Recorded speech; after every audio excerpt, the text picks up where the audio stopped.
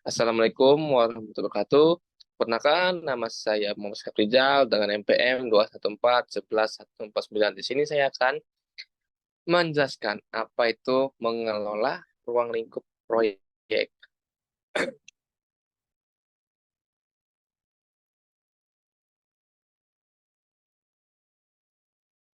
Apa itu ruang lingkup proyek? Yaitu adalah mencakup semua pekerjaan yang diperlukan untuk menyelesaikan proyek, termasuk tujuan dan batas proyek.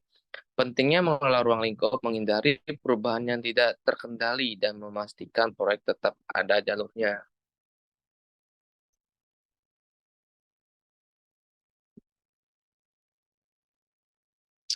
Elemen ruang lingkup proyek. Komponen yang utama yaitu ada tujuan proyek, ada deliverables atau hasil, ada batasan atau constraint, ada asumsi atau assumption, ada kriteria keberhasilan.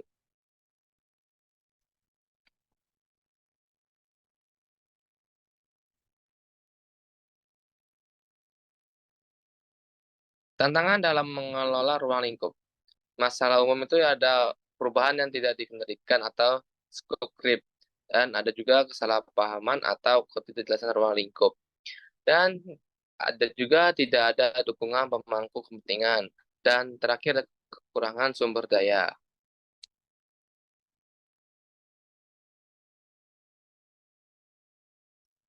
Proses mengelola ruang lingkup. Langkah utamanya itu yang pertama ada inisiasi proyek, yaitu mengidentifikasi kebutuhan dan menetapkan tujuan awal.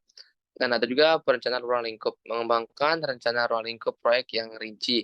Dan ada juga penentuan ruang lingkup, yaitu mendokumentasikan ruang lingkup melalui work breakdown struktur. Dan ada juga validasi ruang lingkup, yaitu mendapatkan persetujuan dari pemangku kepentingan. Yang terakhir ada pengendalian ruang lingkup, yaitu memantau dan mengelola perubahan ruang lingkup proyek. Kesimpulannya, jadi mengelola ruang lingkup proyek adalah kunci untuk kesuksesan proyek. Dan perencanaan dan komunikasi yang efektif adalah elemen penting. Dan juga sistem pengendalian perubahan harus diterapkan untuk mengelola perubahan ruang lingkup. Di sini saya akan menjelaskan apa itu mengelola sumber daya proyek. Sumber daya proyek mencakup semua hal yang diperlukan menyelesaikan proyek seperti tenaga kerja, bahan, peralatan, dan anggaran. Dan pentingnya mengelola sumber daya untuk memastikan efisiensi, produktivitas, dan keberhasilan proyek.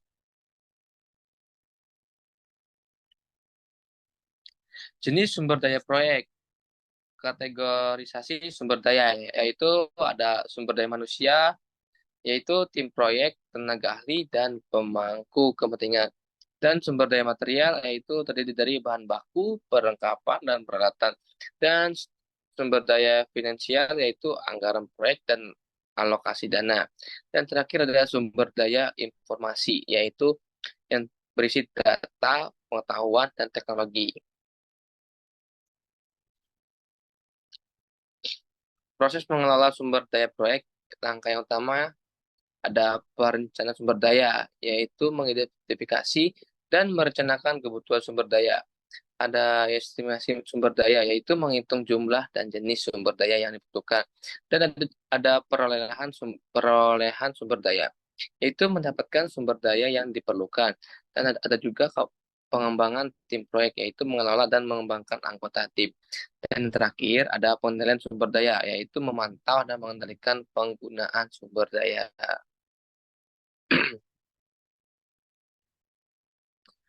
Dan ada perencanaan sumber daya, yaitu yang pertama menentukan jenis dan jumlah sumber daya, dan menggunakan alat seperti kreasi metrik untuk mengidentifikasi peran dan tanggung jawab.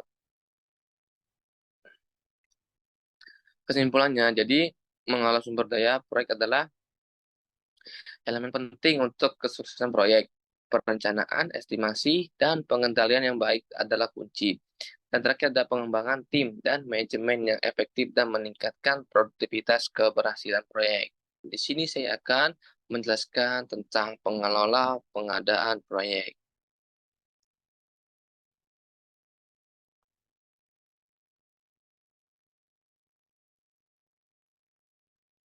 Pengadaan proyek adalah proses mendapatkan barang dan jasa yang diperlukan untuk menyelesaikan proyek.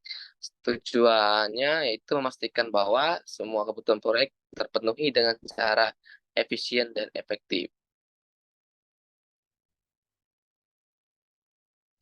Proses pengadaan proyek.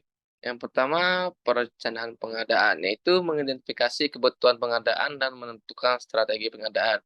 Yang kedua, ada pemilih vendor, yaitu menyusun kriteria pemilihan, melakukan tender, dan memilih masukan yang tepat.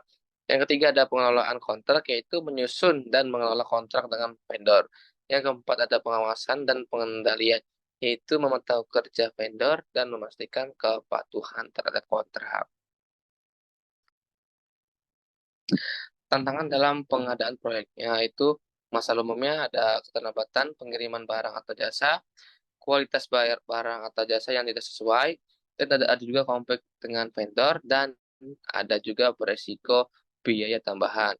Sedangkan strategi mengatasi yaitu dengan membuat rencana pengadaan yang detail, dengan memilih vendor dengan hati-hati berdasarkan reputasi dan kemampuan, dan mengelola kontrak dengan ketat, dan terakhir menggunakan alat manajemen risiko.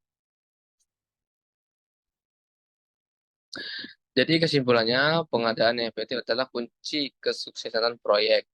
Dan proses pengadaan melibatkan perencanaan yang matang, pemilihan vendor tepat, pengelolaan kontrak yang baik, dan pengawasan yang ketat. Dan terakhir, ada tantangan dapat diatasi dengan strategi yang tepat dan alat manajemen yang efektif.